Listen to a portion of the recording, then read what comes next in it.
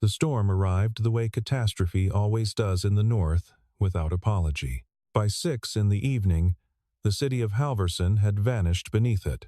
Not gradually, not politely. The Arctic front swept down from the Kenai Range and swallowed the skyline whole, erasing buildings, roads, the distant silhouette of the mountains, until the world contracted to whatever you could see within the cone of a streetlight.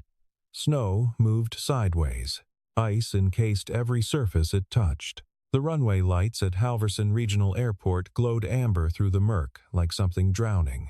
Inside Terminal A, the Cascadia Aviation Tower of Operations occupied the top 2 floors of a glass and steel annex that the company's founder, decades earlier, had insisted face north to remind everyone, he had said, what they were flying into. Tonight, that view was a white void. Victor Hale stood at the floor-to-ceiling glass with his hands clasped behind his back and his jaw set in the particular way his executive team had learned to recognize as controlled fury. He was 52 years old, broad-shouldered, gray at the temples in a way that had always struck his board of directors as authoritative rather than aged. He had built Cascadia Aviation from a 2-plane regional carrier into a company that now ran over 300 flights daily across the Pacific Northwest and Canada. He did not lose things. Aircraft, clients, contracts, none of it. Behind him, the operations room hummed with the sound of 17 people doing the work of 30. "Tell me again," Victor said, without turning from the window. Derek Moss, his director of operations, cleared his throat. Derek was 40, perpetually under-rested, and had developed the habit of holding a tablet in front of himself like a shield. Flight 217 departed Juneau at 15:40. They were 60 nautical miles out from Halverson when the storm caught them faster than forecast. At 18:03, the crew reported instrument irregularities, VOR receiver, and the backup horizon were both showing conflicting readings. At 18:11, we lost voice contact. Transponder is still active, intermittently, but position data has become unreliable. Intermittently, Victor repeated. "Yes, sir. So, we have a passenger aircraft. 62 people aboard. Somewhere in approximately 8,000 square miles of mountain range and whiteout conditions. With compromised instruments and no voice contact. That is an accurate summary." Victor turned. His face was flat, controlled, the expression of a man who had decided that panic was a luxury he could not afford and therefore had abolished it. "Every communication frequency we have, every relay station. Get the FAA tower at Halverson to try their emergency override. Get the military installation at Fort Kessler on the line. I want someone talking to that aircraft in the next 4 minutes." The room came alive again. People reached for headsets, cycled through frequencies, typed routing commands. The glass walls Victor had installed them so he could see the entire operation from his office without descending, now made the space feel like an aquarium, the fluorescent light catching the desperate industry inside. Down on the main terminal level, 3 floors below, a man named Ethan Cole was mopping the corridor outside Gate 7. He was 39, lean in the way that comes from physical work rather than effort, with dark circles under his eyes and the unhurried movements of someone who had learned long ago that urgency rarely helped. His uniform was the deep navy of Halverson's contracted cleaning crew, Mid-North Facilities Management, the logo stitched above his left breast pocket. He'd been on shift since 2 in the afternoon and would be on until midnight. He was not listening to the emergency unfolding above him. He was thinking about whether he had enough of the macaroni mix at home to make dinner, and whether Lily had remembered to take her inhaler to school that morning, and whether the left rear tire on his truck was finally flat enough to warrant the expense of replacing it this week rather than next. Then, the radio on his belt, his personal one, an old ICOM handheld that he carried out of a habit he'd never been able to fully explain, tuned always to the general aviation emergency frequency, crackled. Static. Then, a voice, badly broken, clipped at the edges by interference. "Mayday, Mayday, Mayday. Cascadia 217. Spatial losing orientation." Request immediate. The rest dissolved into white noise. Ethan stopped mopping. He stood in the empty corridor with the mop handle in both hands and his head slightly tilted, and something moved through his expression that the empty hallway couldn't see, a tightening, a focusing, like a shutter snapping closed on a lens. He recognized the pilot's voice not as a specific person but as a category of person. Someone trained to stay calm who was failing at it, which meant the situation was beyond the ordinary range of emergencies that pilots were trained to be calm about. He listened to the static for another 3 seconds. Then he set the mop against the wall, very carefully, and went to find the stairs. The security door at the base of the operations annex required a keycard. Ethan didn't have one. What he had was 11 months of working this terminal, which meant he knew that the door to the stairwell behind the gate agent's break room had a faulty magnetic seal and could be pushed open with the right amount of steady pressure. He went through it, took the stairs 2 at a time, and emerged in the corridor outside the operations floor, just as Derek Moss was coming out of the glass doors with a printout in his hand and the expression of a man whose evening was getting structurally worse. Derek stopped, looked at Ethan, at the Navy uniform, the mop bucket residue on his boots, the janitor's cart, nowhere in sight. "This floor is restricted access," Derek said. "I know." Ethan held up the radio. "Who's working communications with 217? Derek blinked. "How do you know the flight number?" "I picked it up on 121.5. They're in a graveyard spiral. You have maybe 8 minutes before the crew won't be able to arrest the descent manually." The words graveyard spiral, 121.5. The calm taxonomic precision of them made Derek pause in the way that only one specific category of statement produces, the kind that doesn't fit the container you've placed the speaker inside. "Sir, I'm going to need you to get me in that room," Ethan said. Not loud, not aggressive, the tone of someone giving a weather report. "Right now." Victor Hale heard the exchange through the glass. He had the situational awareness of a man who had spent 30 years managing people and systems, and he turned immediately, not because the janitor presented any particular authority, but because Derek had not continued walking, which meant something had stopped him. Victor came to the door and opened it himself. He looked at Ethan the way wealthy, powerful men sometimes look at service workers, not with contempt exactly, but with a kind of automatic foreground and background sorting that placed Ethan immediately in the second category without the bother of closer inspection. Navy uniform. Cleaning logo. Youngish. Probably a mistake of some kind. "This area is restricted," Victor said. "He said he knows what's happening with 217, Derek offered. Victor studied Ethan. "Is that right?" "They're in a graveyard spiral," Ethan said. "Probably induced by the storm. VOR unreliable. Artificial horizon conflicting if your pilots are trying to trust their instruments and the instruments are fighting each other. The somatosensory system wins. They'll feel like they're flying level while they're banking into a descending turn. If they correct by feel, they go deeper. You need someone to talk them into trusting one instrument, just one, and give them a specific vector out of the mountains." A beat of silence.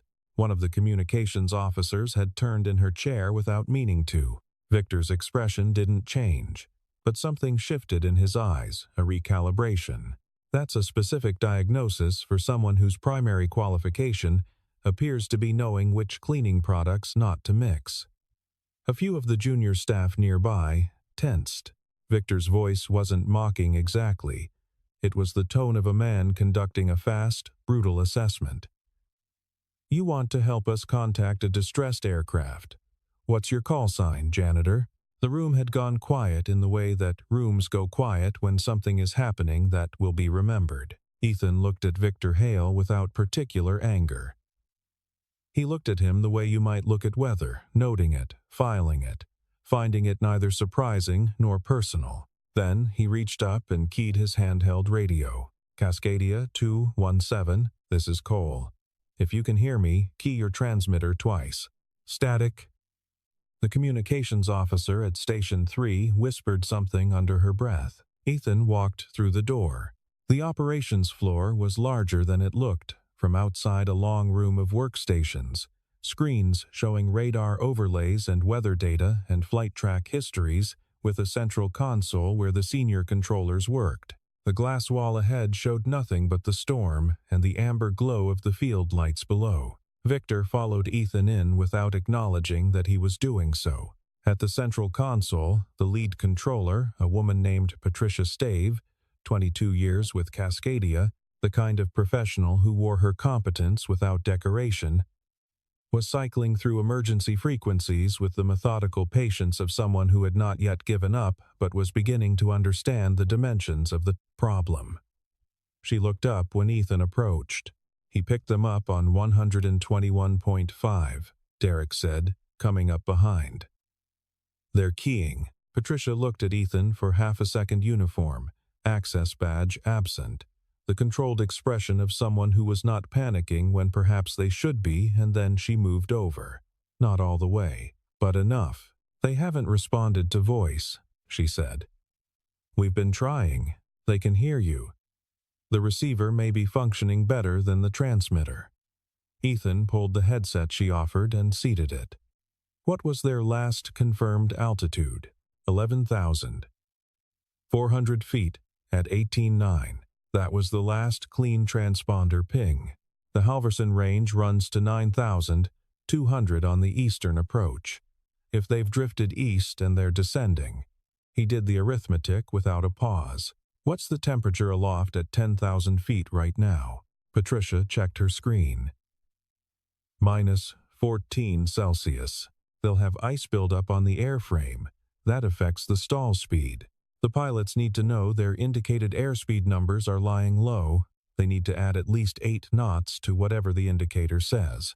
He was already at the console, not touching it but reading it, his eyes moving across the displays with a velocity that did not match the deliberate slowness of his hands.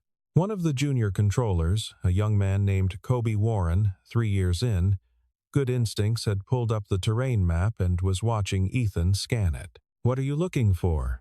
Kobe asked. "The gap." Ethan pointed.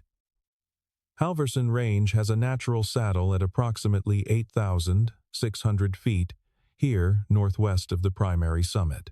If they've drifted north-northeast in the crosswind, they may actually be closer to that gap than to the direct approach. That's their way out. "We have no confirmation of their position," Patricia said, not arguing, checking. "No, but we have the wind data. We have their last confirmed position, and we have 18 minutes of drift time. The math isn't certain, but it's not arbitrary." Victor Hale stood 2 feet behind Ethan and said nothing.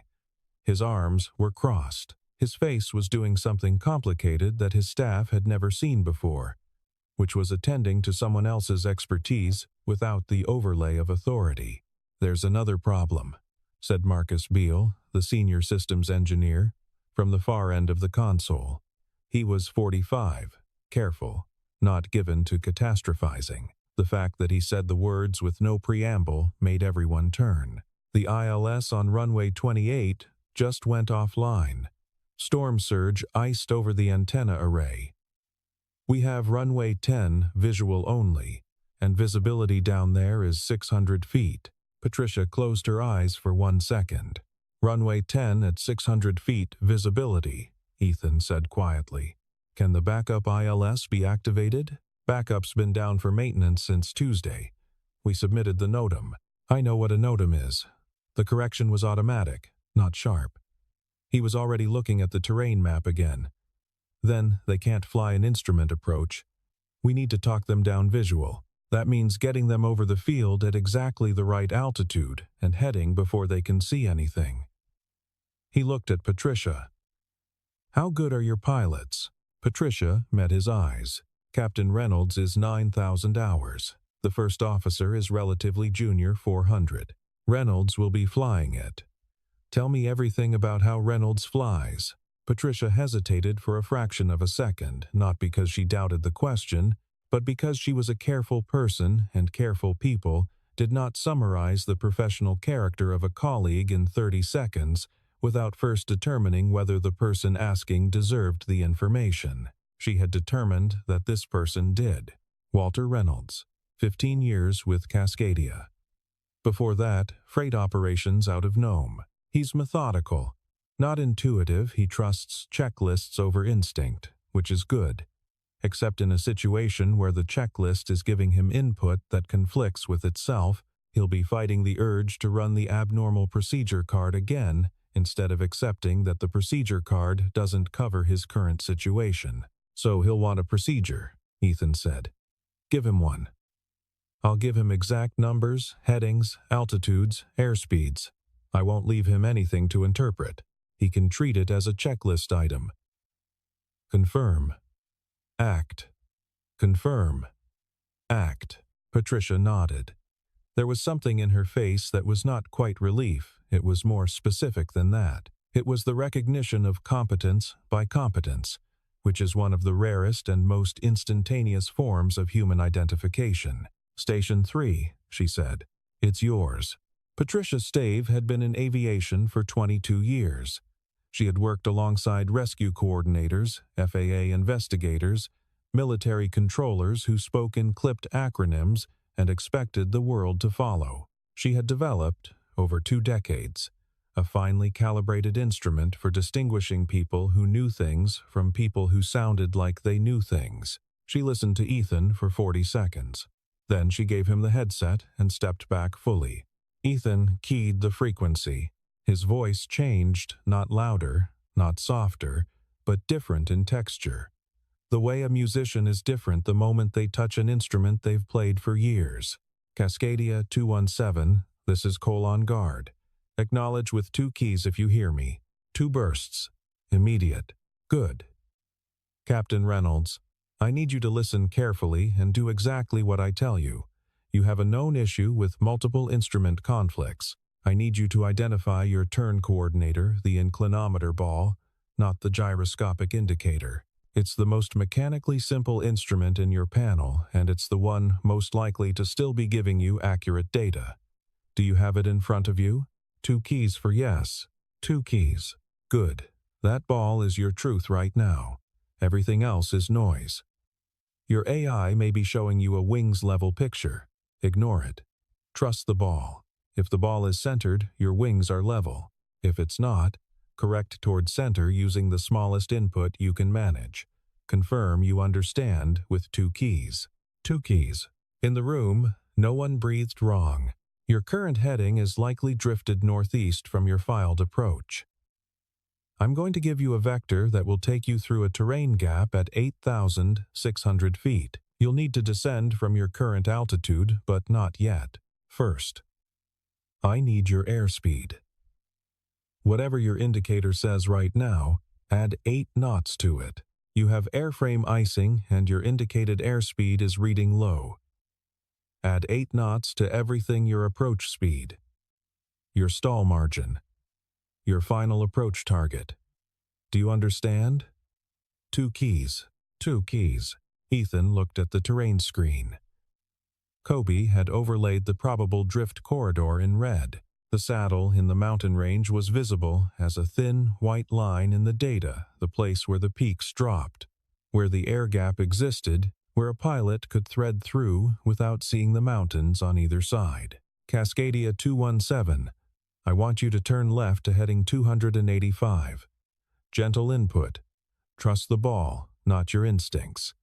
Gentle left turn to 285. Confirm with 2 keys. A pause. Longer than the others. Victor Hale, without moving, said quietly to no one in particular.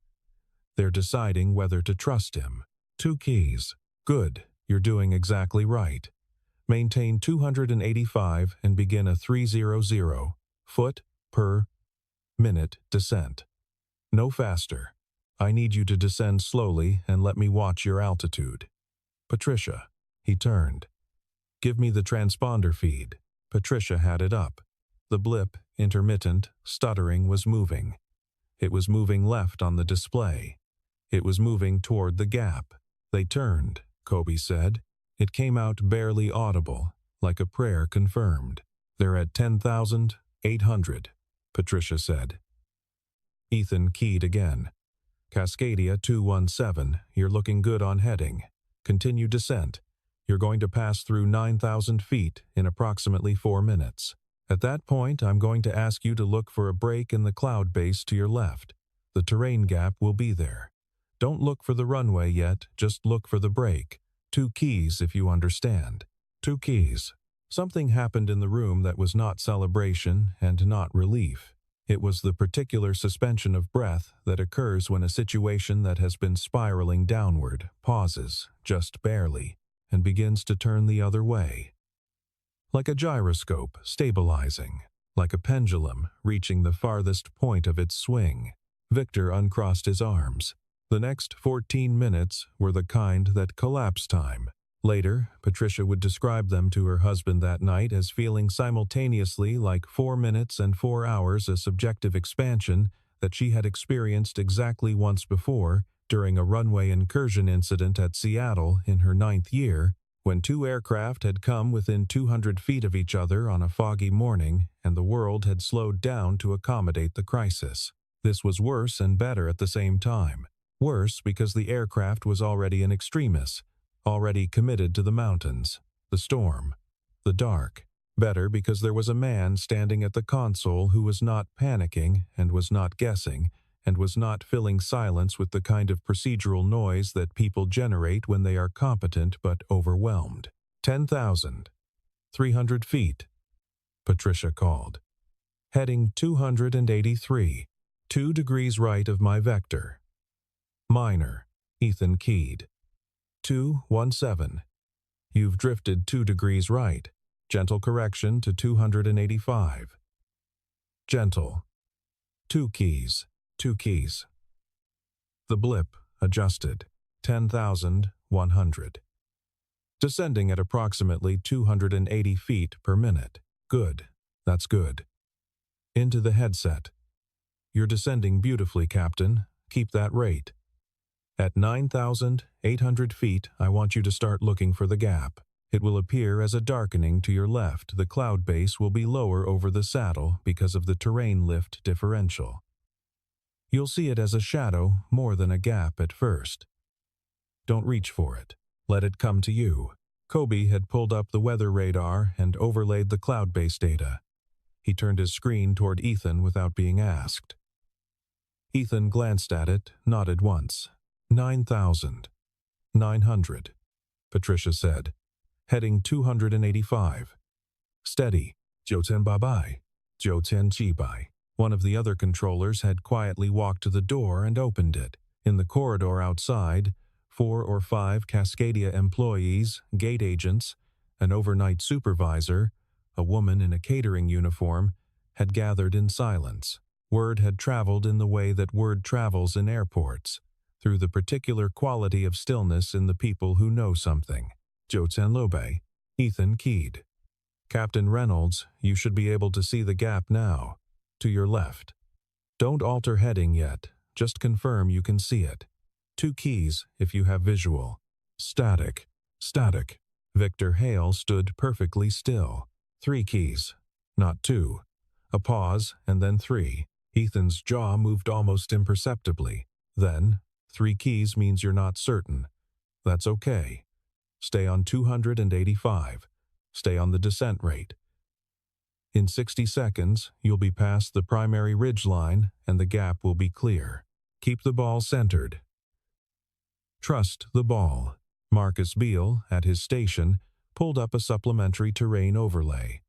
At current track and descent, they'll clear the saddle with approximately 200 feet of margin over the eastern ridge. That's enough, Ethan said, quietly, to himself. Sibai, Lambe. Then, from the headset broken, wind-torn, barely intelligible but unmistakably the voice of a man seeing something. Gap we have, we see the lights. The room broke, not loudly. Not with cheering. The break was internal. A simultaneous, involuntary exhalation, a dropping of shoulders, a blinking of eyes that had been held wide for too long. Kobe Warren pressed his fist briefly against his mouth. Patricia Stave put one hand flat on the console and kept it there. as if steadying herself.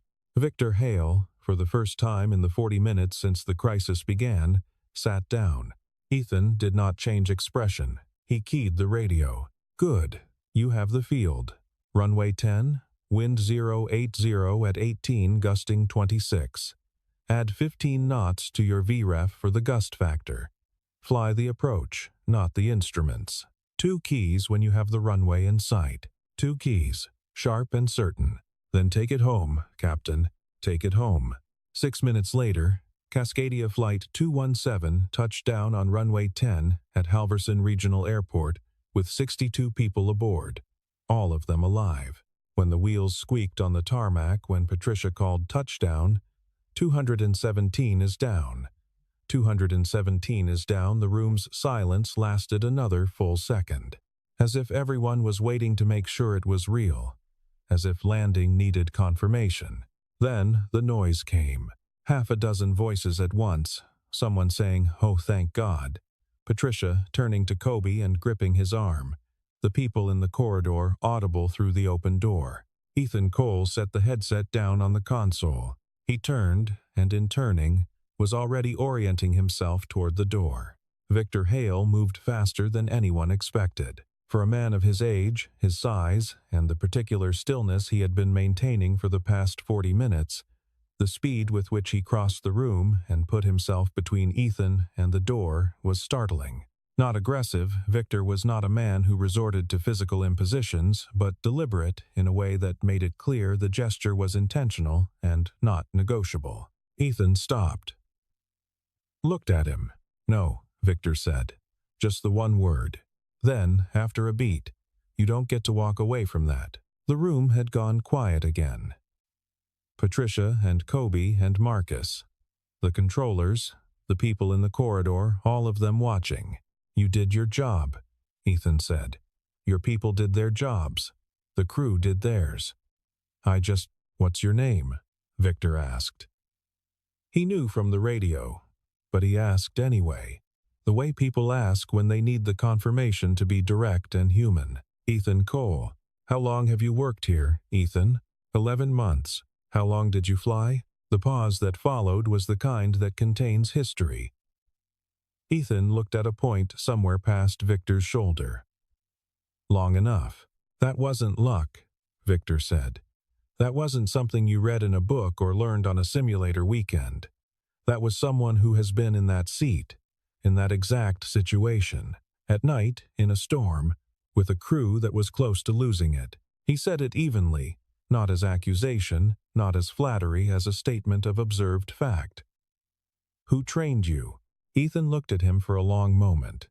Then, in the tone of someone who has learned to give the smallest possible version of a story that will satisfy the question, "Air Force." Then civilian rescue operations, out of Anchorage. Victor went still. Marcus Beale, who had been quietly running a search on his workstation since the aircraft landed, looked up from his screen. He didn't say anything immediately. He looked at Victor, and the expression on his face communicated the shape of what he'd found before he found the words for it. "I pulled his name through our emergency response database," Marcus said carefully. "Ethan Cole, former call sign Whiskey, Sierra, 6. Search and Rescue, Alaska Air National Guard, retired on medical. Before that, Civilian Rescue Aviation, Meridian Air Rescue, the outfit that operated out of Anchorage until they lost their contract in 2017. He paused. Before the retirement, he had he checked the screen, 4,200 hours logged. Mountain and high wind operations. The room processed this. Victor Hale looked at Ethan for a long time. Something moved through his face, not guilt exactly, though it was in the neighborhood. More like the particular adjustment that occurs when a categorization has been revealed as incorrect, and the person who held it must decide what to do with that information. "Why are you cleaning floors?" Victor said. It was not quite a question. It was the shape of a question around something denser. "Because it's work," Ethan said, "and the shift ends at midnight." He moved to go.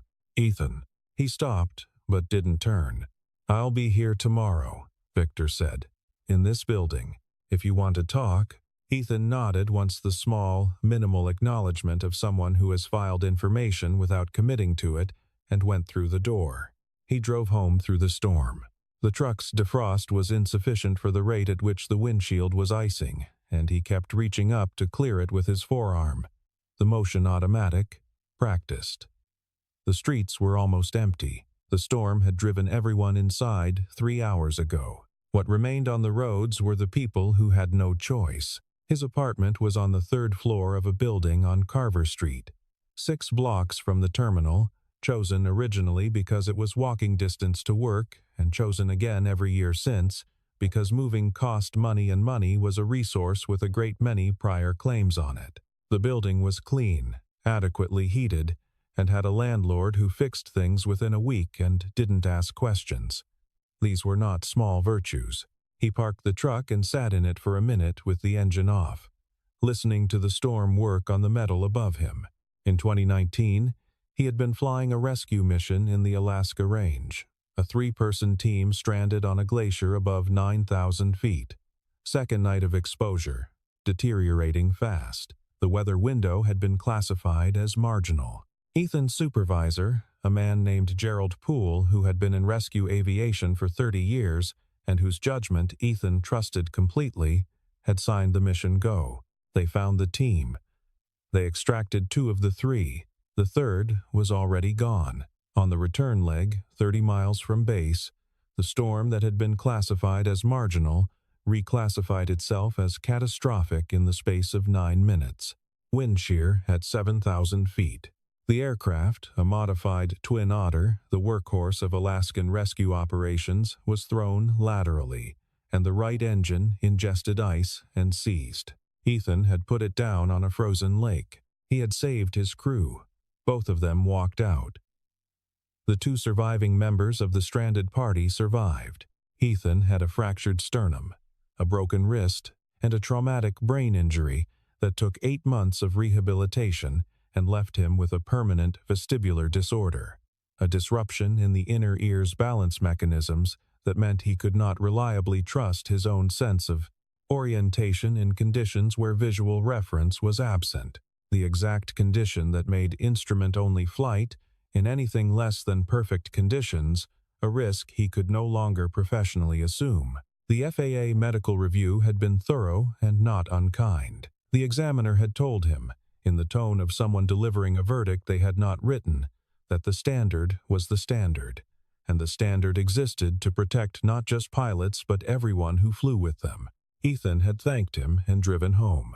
His wife, Claire, had been sick for 2 years by then. Ovarian cancer, diagnosed 14 months before the crash, managed with a combination of surgery and chemotherapy that had worked until it stopped working. She died 5 months after Ethan's medical certificate was revoked. He was 35.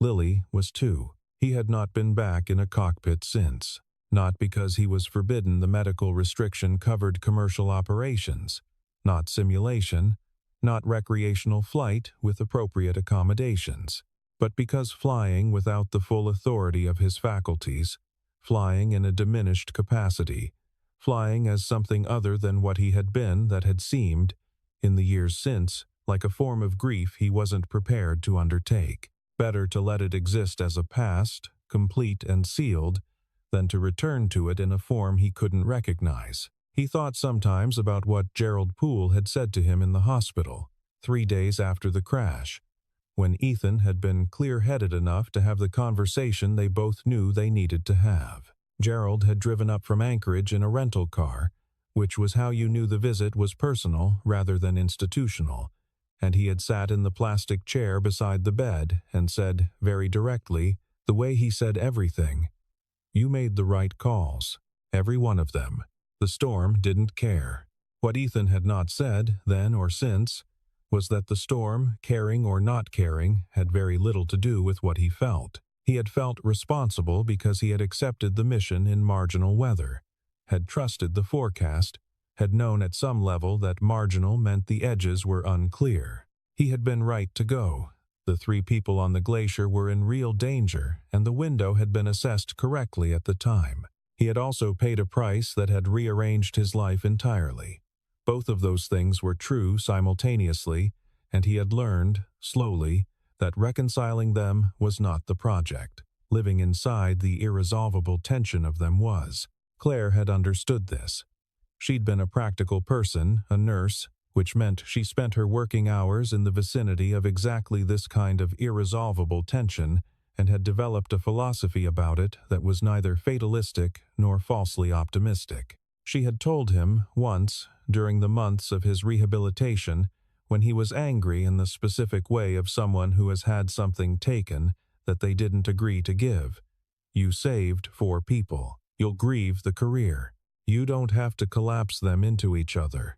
She had been right. She had always been right about the important things, which made her absence the kind of absence that continued, in small, daily ways, to surprise him. He got out of the truck and went upstairs.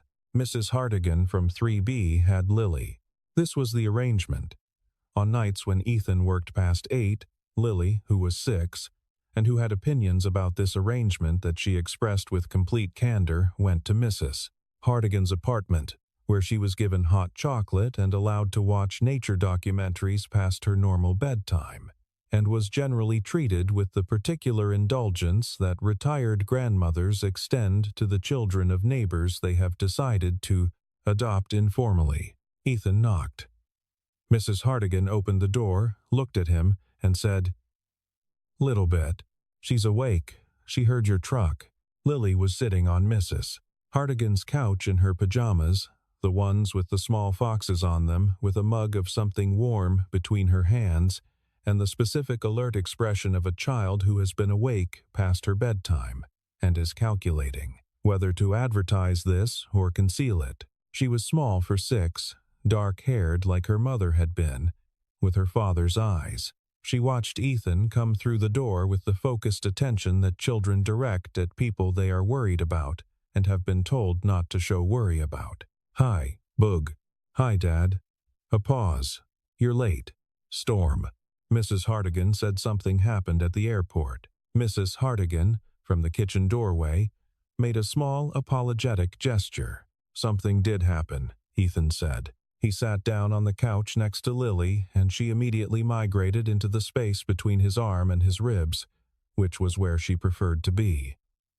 He put his arm around her. She was warm from the hot chocolate and the documentary and the borrowed safety of someone else's living room.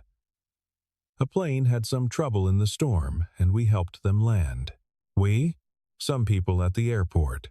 Lily considered this.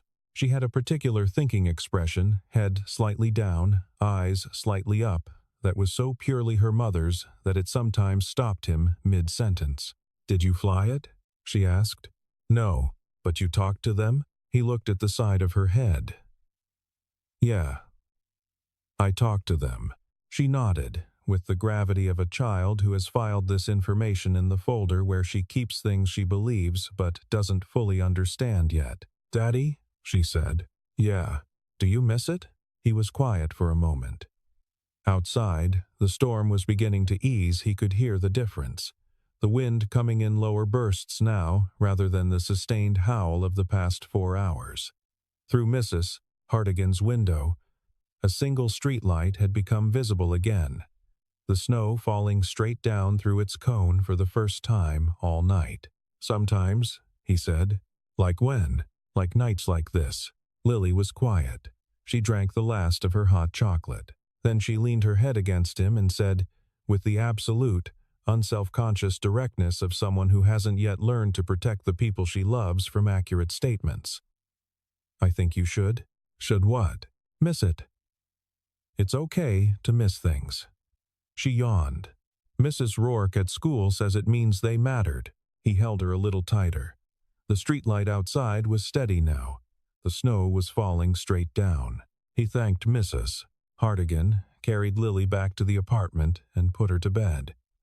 She was asleep before he'd finished tucking the blankets. He sat on the edge of her bed in the dark for a long time, listening to her breathe. Victor Hale came to the terminal the next morning. Not to the executive annex. To the main terminal, Gate 7, where Ethan was on his regular shift. The cart in front of him, the same Navy uniform. Ethan saw him coming, he kept moving. There was a section of floor near the water fountain that collected footprints and needed 2 passes with the mop. "I owe you an apology," Victor said when he reached him. Ethan didn't stop mopping. "You don't." The call sign comment was a reasonable response to an unknown person showing up in a restricted area claiming to know what was happening to your aircraft. Ethan glanced at him. "I'd have been more skeptical in your position." Victor absorbed this. He was wearing a coat that cost more than Ethan's monthly rent and had the look of a man who was aware of that fact and had not yet decided what to do about it. "I want to offer you something," Victor said. "I have a job. I want to offer you a different job." Victor paused, choosing words with more care than he usually applied to them, which was not a sensation he found comfortable. "Cascadia has a simulator facility. We run recurrency training for our crews, emergency procedure reviews, weather operations training. We need someone who can teach mountain and high wind operations, someone who has actually done it, not just read about it." Ethan stopped mopping. "The position is ground-based," Victor continued. "You'd be working in a simulator, not a cockpit. The FAA restriction on your commercial certificate doesn't affect simulator instruction. I had our legal team check this morning." He didn't say it as a trump card. He said it as information that he wanted Ethan to have. The pay is he named a number. Ethan was quiet. "I'm not doing this because of last night," Victor said. "Or not only because of last night. I'm doing it because we genuinely need what you have, and what you have is being wasted." "I'm also doing it because," he stopped. Something shifted in his expression, something that was less CEO and more the complicated human terrain underneath. "I've been in that room during emergencies before. I've seen good controllers, experienced professionals, people who know their jobs inside and out. What I watched you do last night was different. The way you talked to Reynolds, the way you kept him in the aircraft and not in his panic. That's not technical skill. That's," he searched for the word.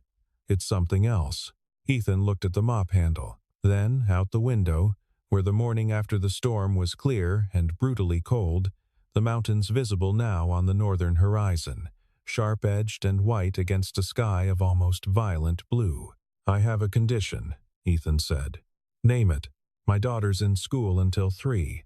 On days when I need to leave at 3, I leave at 3. Victor nodded immediately. "Done. No exceptions, no overrides. 3 o'clock. Understood." Ethan looked at him, a long, level look of the kind that assesses not whether a person means what they say, but whether they have the operational follow-through to back it up. Whatever he found there was apparently sufficient. "I'll need to see the simulator," he said. "Before I decide anything, I want to understand what I'd be working with. I'll arrange a walkthrough this afternoon, and I finish my shift first." Victor almost smiled. Not the performance of a smile, the actual involuntary kind. Of course. He turned to go, and then stopped. The way people stop when there's something they've been deciding whether to say. "Last night," he said, without turning fully. "When you talked Reynolds through that approach, the way you said, 'Take it home,' like you'd said it before, like it was something that had been said to you. Once." Ethan didn't answer. "Whoever said it to you," Victor said, "they trained you right." He walked away through the terminal. Ethan watched him go. Then he finished the second pass on the water fountain section and moved to the next gate. The simulator facility was in a low building behind the hangar complex, accessed through a door that required a badge Ethan now had. He had been given it that afternoon. After the walkthrough, after he'd stood inside the full-motion Level D and run his hands along the console and looked at the instruments with the expression of someone encountering a face they once knew very well. Patricia Stave had been there. Victor had asked her to run the walkthrough, which Ethan understood was both a practical choice and a considered one. A way of saying, this is people who know what they're doing, not an executive adventure. Patricia had shown him the training syllabus, the scenarios. the specific mountain approach exercises that Cascadia's crews struggled with most. At one point, she had said, quietly, not looking at him, "What you did last night, in the way you read the drift pattern, I've been doing this for 22 years.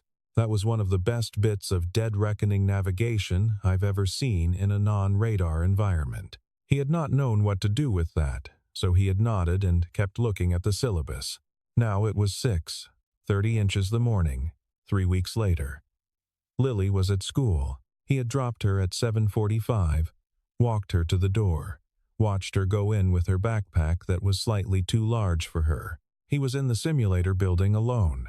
He had a key. The full motion level D was powered down, which was how he'd asked for it. He didn't want an audience, didn't want the training protocols, didn't want the evaluator seat occupied. He wanted to sit in it the way you sit in a place from your past when no one is watching. Honestly, he climbed the steps. The door had the particular sound of an aircraft door pressurized seal, slight resistance, the clunk of mechanism that meant containment. He sat down in the left seat, closed the door. In the dark and quiet of the unpowered sim, he sat with his hands in his lap for a long moment. Then he reached forward and hit the main power switch. The screens came alive around him slowly, cycling through startup. The instrument faces brightening, the horizon display resolving from black to the vivid false color of a simulated dawn. The seat's motion platform made a low hydraulic sound as it initialized. His hands moved to the controls. The yoke was exactly the weight he remembered. Exactly. He had expected to feel something devastating, grief or paralysis, or the particular vertigo of a body responding to stimuli it hasn't processed in years. Instead, what he felt was quieter and more complicated than that, like hearing a song you haven't heard since a particular time of your life, and finding that the song is still exactly the song, unchanged, faithful to itself across the years. He ran the startup checklist from memory. He was most of the way through it when the door opened. He didn't turn. He'd heard the footsteps on the external steps. He'd known for 2 steps that it was Victor. Victor climbed in and took the right seat without being invited and without asking, which was either an intrusion or, depending on how you looked at it, the action of someone who understood that some moments shouldn't be spent alone. He didn't say anything. He sat down and looked at the instruments with the look of a man who has built a company around something he doesn't fully understand from the inside, and is now inside it for the first time. Ethan finished the checklist. He set the simulator to the Halverson approach mountain. Night, crosswind, cloud base, at 800 feet. The conditions as close to that night as he could configure them. He flew it. His vestibular condition was real, and it was permanent, and it manifested in the simulator exactly as it had in his medical review. His inner ear sent him signals that conflicted with what his eyes were reading. The spatial disorientation was mild, manageable, nothing like the disabling vertigo that had ended his medical certificate. But it was there. His vestibular condition was real, and it was permanent, and it manifested in the simulator exactly as it had in his medical review. In zero visibility conditions, relying entirely on instruments, his inner ear sent him signals that conflicted with what his eyes were reading. The spatial disorientation was mild, manageable, nothing like the disabling vertigo that had ended his medical certificate. But it was there. He flew through it.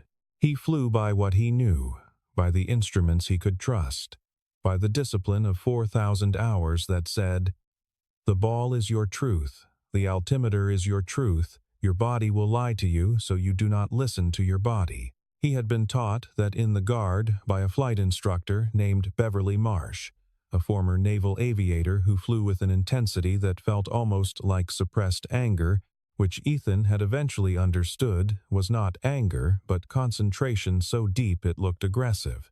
Beverly had made him fly the same spatial disorientation drill until he could recite the corrective procedure in his sleep. Acknowledge the conflict, dismiss the sensation, trust the primary instrument, fly the numbers. She had said it so many times that the phrase had become a kind of mantra, a thing you reached for in the dark. Trust the primary instrument. Fly the numbers.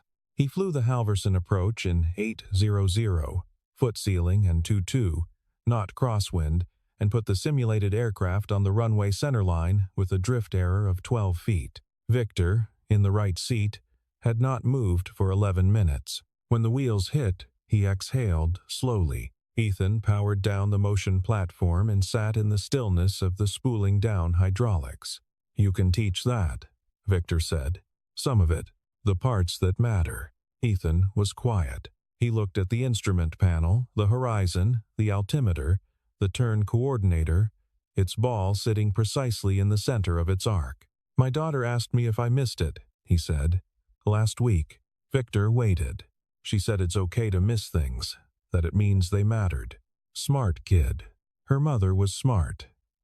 He said it without the weight that it might have carried in a different conversation, just as a fact. Offered simply. He reached forward and shut down the displays. One by one, the instrument faces went dark. The horizon last. The simulated sky fading to black. "I'll need the first 2 weeks to go through the existing syllabus," he said. "There are gaps. Mountain operations training is treating wind shear as a worst-case scenario instead of a baseline condition for this region. That needs to change." "Then change it," Victor said. Ethan nodded. He sat in the dark cockpit for another moment. "The way you sit before you go back out into a world that has shifted, just enough, in the direction of something better." Then he reached for the door handle.